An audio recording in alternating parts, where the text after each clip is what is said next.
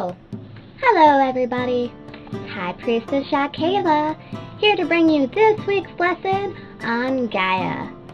This week, we'll be learning about the elves. Yay! My ancestors. I hope you're excited about this one. The elves, they're pretty misunderstood, if I have to say so myself. Hopefully, after this week's lesson, you'll have a better understanding of why they are the way they are.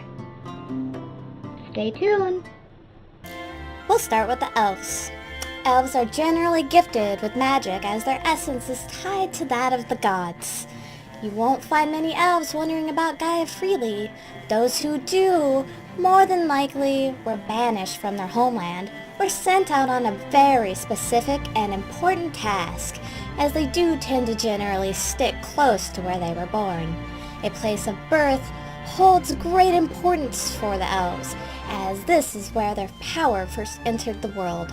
Some might say the elves are kinda snooty, but as they are children of the gods, they might feel they have all rights to hold their heads up high.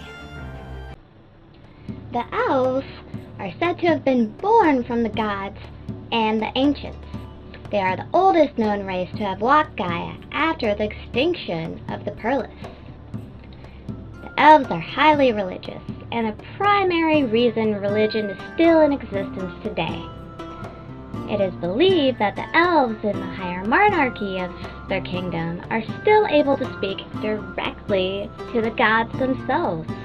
It is not known for sure if this is fact, as some truly believe, or if they use it as a ploy to push political enforcements and justifications, like the war with the alchemists on Mu as just one example.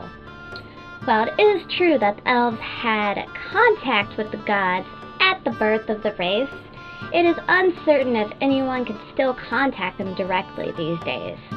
It is said that the king of the elven race is able to speak to the gods to gain their advice and better judgment for what is to be accomplished during one's reign, and for the betterment of the kingdom.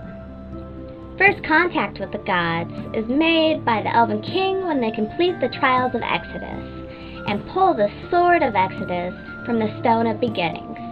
Only the chosen, selected by the gods themselves, can pull the sword free from the stone. It is said that the moment the sword is released, the wielder is astral projected into the heavens to receive wisdom of the gods before they are officially made king.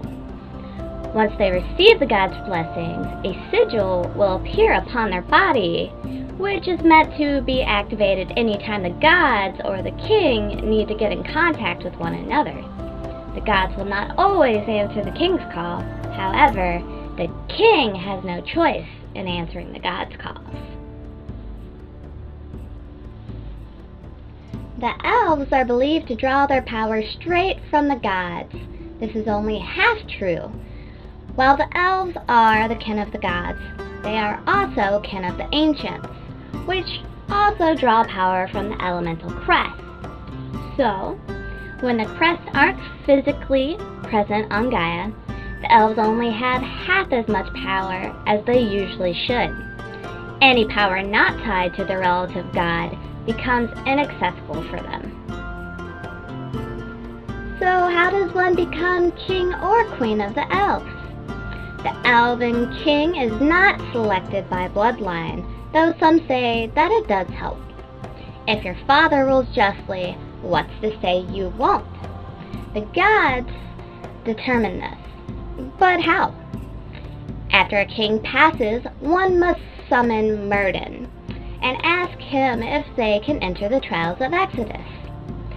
With Myrddin's blessing, you'll be granted passage into the trials. The contender goes through a series of trials, all while trying to find their way through a metaphysical maze where the sword of Exodus is the end piece. Should the contender make it all the way through the trials to the sword, they must find out if the gods see them as a worthy servant to them and a great leader for the people. Most will not be able to pull the sword from the stone of beginnings, but the one who does will be astral projected to the gods and receive the gods' final judgment. They will be given small hints to what challenges they may face according to the Book of Fate from Merlin himself. The person who can pull the sword free, who is not smitten on the spot by the gods, will be the one to obtain the throne of the Elven Kingdom. Only once the king falls can another make a move for the throne, and by this means only. Why is it important for the elves to stay close to their birthplace? Well, when an elf is born, a power spring is born with it. This power spring is generally invisible to anyone who isn't tied to it. So, if the power spring is not theirs, the likelihood of them seeing it without the help of unnatural magics are slim to none. Every 10 years, it is essential to an elf to return to its power spring for a magical level up. Ding! There's a reason elves won't shift into daemons like sorcerers. Whenever an elf receives an amount of power that is too much for their current level, the excess is stored away into the elf's power spring, just like a savings bank for power.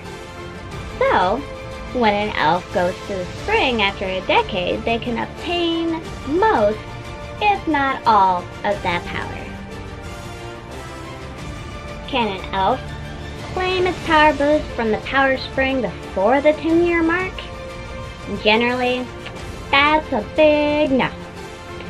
It has been done before, but it's extremely dangerous for the elf themselves. What happens?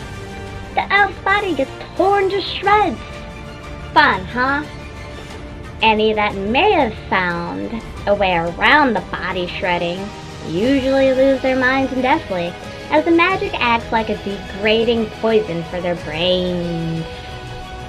All in all, when it comes to attaining more power, if you're an elf, it's best to remember that patience is key, or items are. But elves aren't really fans of buying unneeded things. Every 10 years, they will be handed only what they can handle. What is the lifespan of an elf? An elf's lifespan can vary greatly. It really depends on how well they've taken care of themselves. The oldest known elf was recorded to have been 1,347 years old. His passing was of natural causes, or so they say. Most generally only live into their late 800s, but with modern day spells and medicines, it's not rare to see elder elves living well into their thousands. What happens if someone tries to obtain the throne while the king is still alive? Short of the king trying to eliminate the threat, they will find that they cannot enter the trials of Exodus, being denied entry by Merlin himself, if he even happens to make an appearance at all. While they may not feel the need or understand why they need to be the one to remove the sword from the Stone of Beginnings, they'll come to find that by trying to avoid the process, they are left on the same ground as all the other kings and queens in Gaia. They will not only lack protection of the gods, but a metaphysical connection with all the elven people. Simply put, they will not be able to communicate with the gods, and they won't be able to feel what their people feel as a whole. These two things are considered essential to ruling over the kingdom fairly and justly. How can a king know his people's needs without these tools? Also, anyone who tries to take the throne while the king is still alive will find that their power spring lacks the applied boost after one completes the Exodus trials. The only time an elf may tap into a power spring early without the threat of being torn apart or driven mad is when they become king of the kingdom. After all, the gods do not wish to have a weak king ruling over their people. Their power boost will be 5 times greater than the normal visits in spring, of course leaving more for later drawings in the next decade. Where are the elves from initially if they aren't from Mew? Originally, the elves were settled on Soridon. Soridon was their first birthplace, but with how quickly the race began to populate, it was decided that they should move to where there was typically nothing for them to compete with for food and living space. The Pearlists were more than happy to accommodate the elves, but knew the reality of limited resources they had on Soridon, as much of it had already taken quite a hit. Everything remained cordial between the two during and after the relocation. The elves set up their kingdom on the northmost tip of Mew, which kept them a close distance from home. They named their new home Novidwin, where they flourished for many hundreds of years until the purebloods ruined everything. So why did the elves move back to Soridon? This was not something the elves wished to do, not in the least. For 1,220 years, they lived peacefully on Mew, even after the destruction of the Pearlist race, even when the sorcerers came to set up the kingdom of Domham. They obliged the sorcerers in Domham much like the Pearlists had done for them. The first purebloods came to settle in the Alchemist Caverns in the early 500s, and at first all was glorious. But purebloods are pretty curious creatures. As they say, curiosity killed the cat, or in this case, started a war. The alchemists had started picking off random sorcerers, elves, and fae to conduct their atrocious experiments with their alchemy. Apparently, turning stone into precious metals and gems wasn't enough for them. Much like the witches had experimented on the people of Cassidia, the alchemists took the same path. Even with being believers of the law of equivalent exchange, they proceeded to illegally experiment on living creatures. First, this was only with animals and feral beasts, but they found experiments weren't yielding the results they wanted, nor expected. They believed only through humanoid consciousness could they develop the weapons they so desired. Metals and precious gems weren't really enough, so they proceeded to build an economy upon war with actual living weapons. Naturally, when the elves discovered this, there was much conflict. The fae regretted teaching the purebloods alchemy. The sorcerers weren't all too happy about it themselves. These weapons they were aiming to create were abominations to the actual living. Who the heck wants to live out their life as a living embodiment of destruction? The elves assumed that was a big nobody, as the alchemists didn't seem to even want to experiment on their own people. They claimed the elves and the fae were the best constructs for their experiments because of their lifespans. Sorcerers often delivered unstable results due to their natural power and partial pureblood descent. The outcome was rarely consistent or predictable. When the elven leaders met with the alchemist leaders, they urged them to stop the experiment or suffer the consequences, that being a war campaign. The alchemists agreed they would, but took their experiments further underground. Upon the appearance of the Madra race, the elves took swift action, and the war between the alchemists and the elves began in 532. This conflict went on for some time, well into the time period where the witches established their new witching school on Mew in 1634. Somehow, be it a gathering support of their own race, funding for the school, or just outright hatred for the elves, the witches joined in on the fight with the alchemists. Together they worked to blockade the kingdom of Domham behind a wall of molten rock that nearly touched the heavens. Once they were able to recover their power, they had planned to fill the kingdom with water, flooding it wholly, unless the king accepted to join their side and help push the elves off the continent. The king of Domham did begrudgingly join forces in order to save his kingdom. This was a major turning point in the war, and still to this day, one that the elves aren't sure how to feel about. Surely they too would have wanted to save their people, but to betray their greatest ally? Harsh realities are harsh.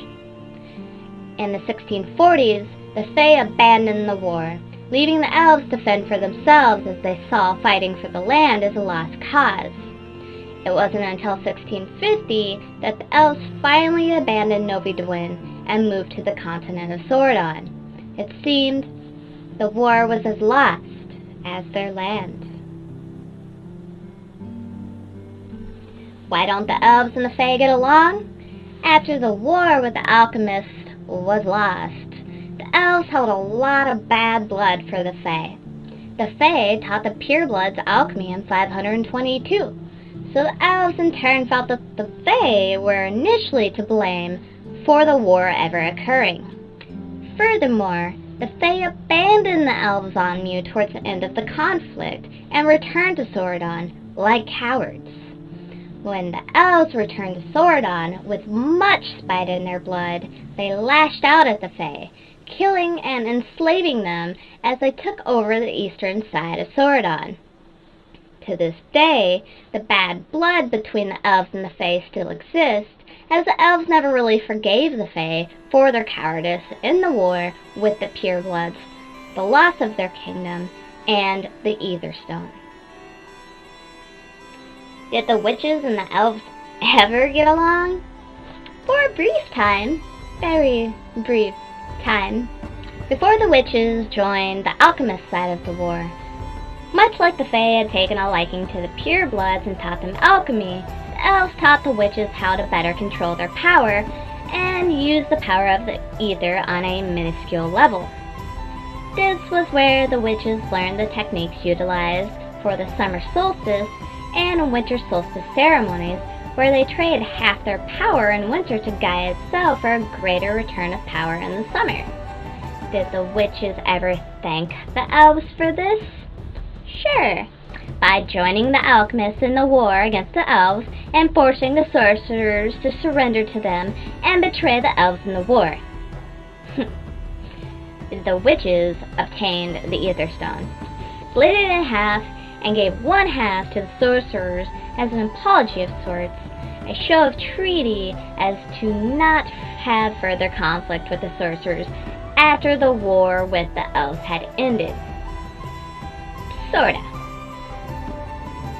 Why is King Medaius such a butthole? Well, let's start at the beginning, shall we?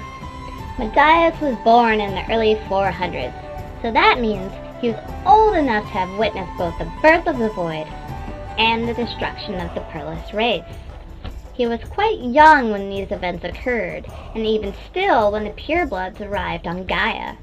It's safe to say that he witnessed a lot as far as the bloom of all the races on Gaia. When Novi Dwyn was established, he was but a boy, and he didn't actually become of it right off the bat. He wouldn't become king until after the Mech and Magic War came to an end in 880, and not of Novi Dwyn, but of Domham to start. The elves and the sorcerers lived peacefully in the kingdom together for quite some time.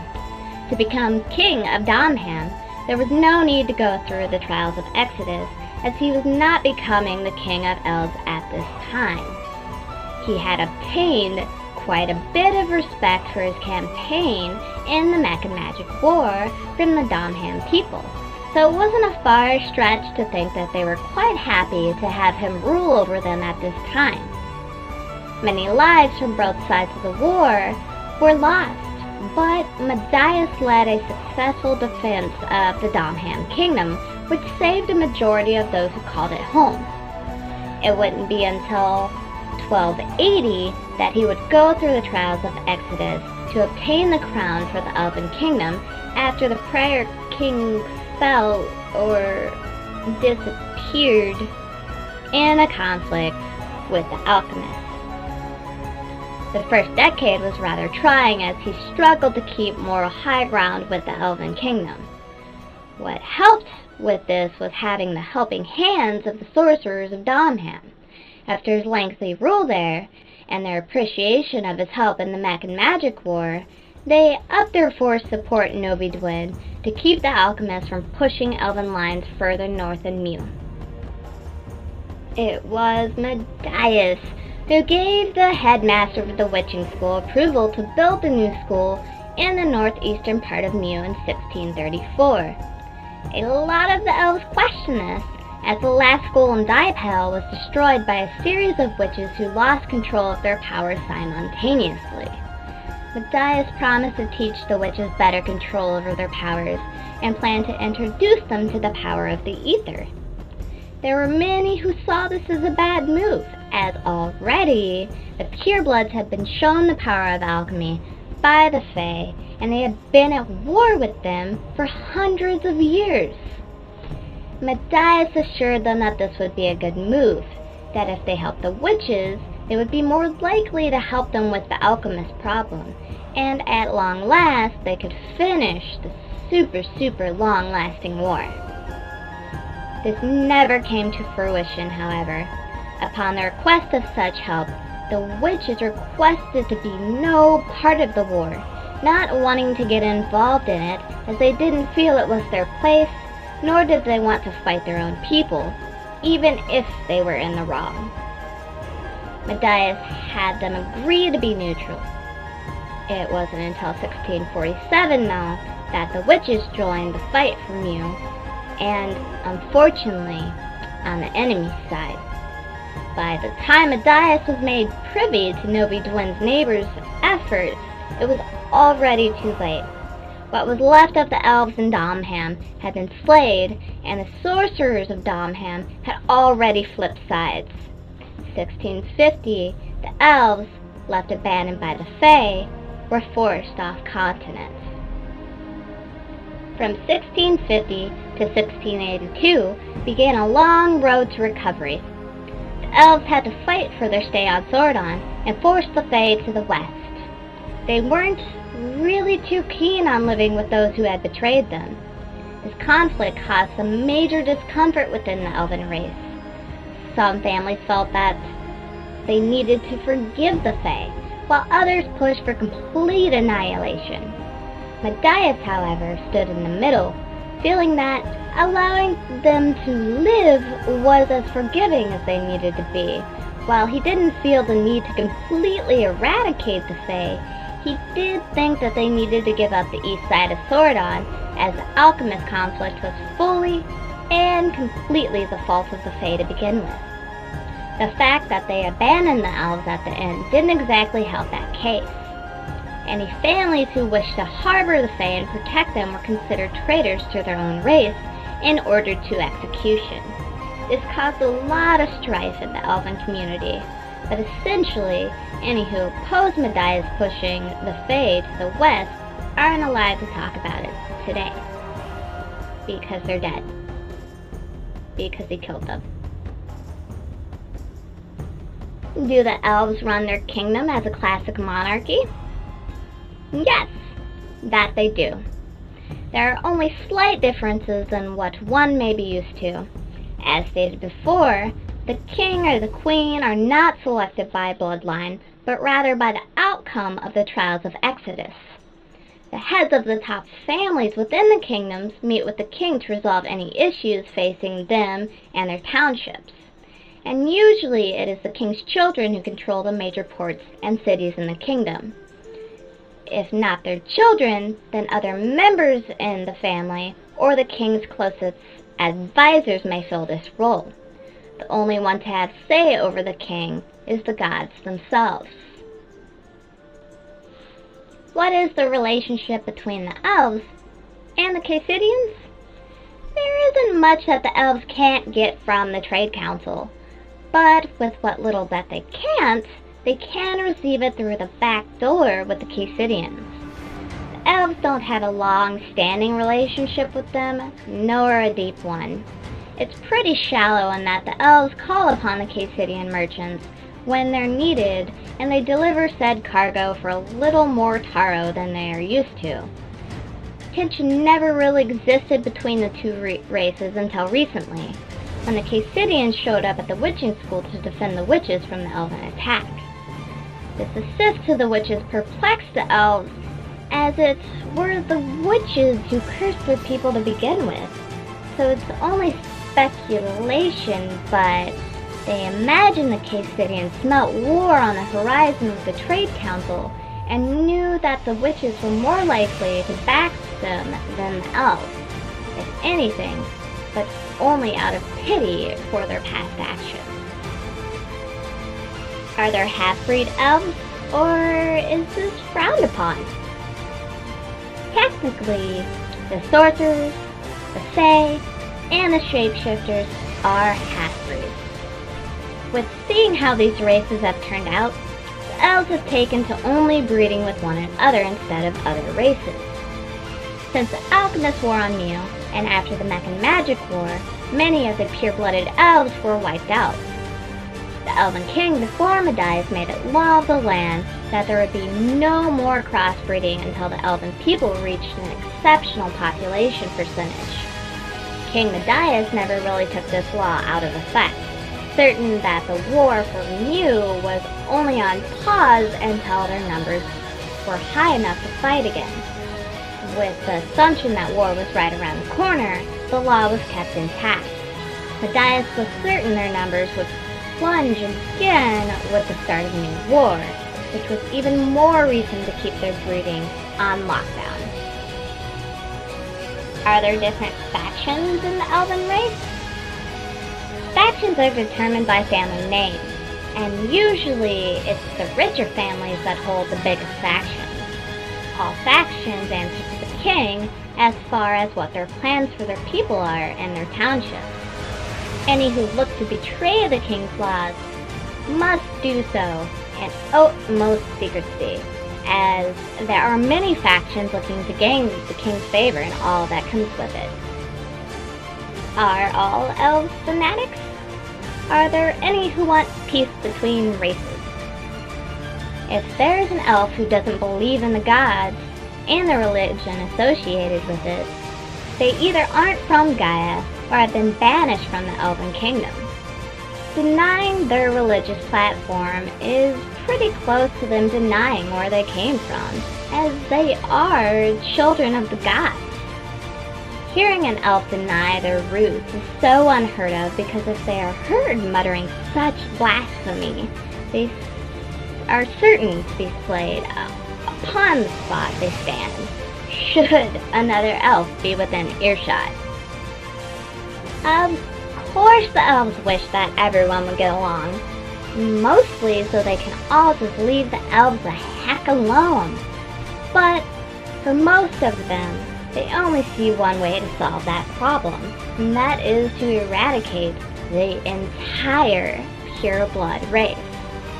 If not for the purebloods, the elves wouldn't have lost so many of their people in the Mech and Magic War and in the Alchemist War.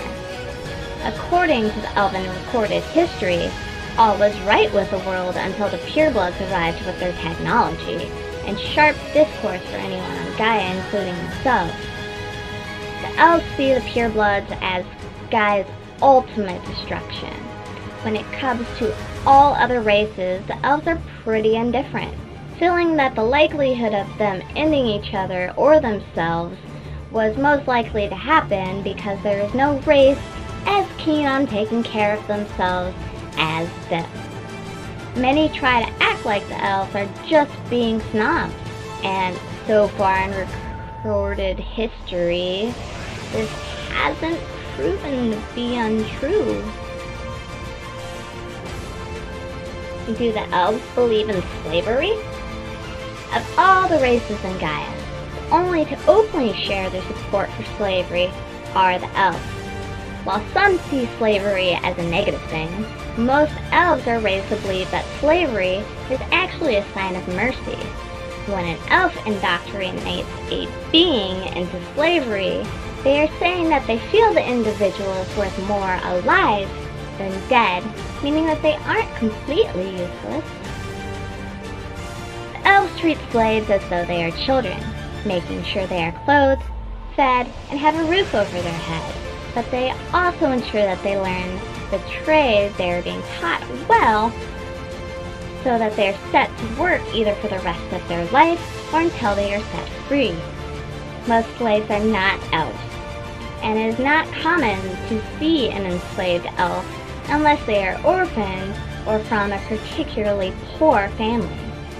It was likely then that a debt was owed that needed to be paid, and it was paid with a warm and able body. Anyone who is released from slavery will be sent to leave the eastern side of Sordon, unless they themselves are an elf. Are there different kinds of elves? No, not really. An elf is an elf. There's no skirting around that. The elf's power base is usually determined by genetics. This is why whole families tend to stick to certain kinds of magic. It is rare to see an elf that can practice many types, but it's not unheard of. Do the elves have more than one genitalia? This weirdness again? No. No, not for the love of gods, no. Do elves lay eggs? No. Just no more questions. We're done. Thank you everybody for joining me on this week's lesson about the elves. If you have any more questions about the elves, you can certainly feel free to come visit me in the Citadel Library, where you will always find me because I never leave. But nonetheless, join us soon, and may the gods be with you on your ventures, adventurers.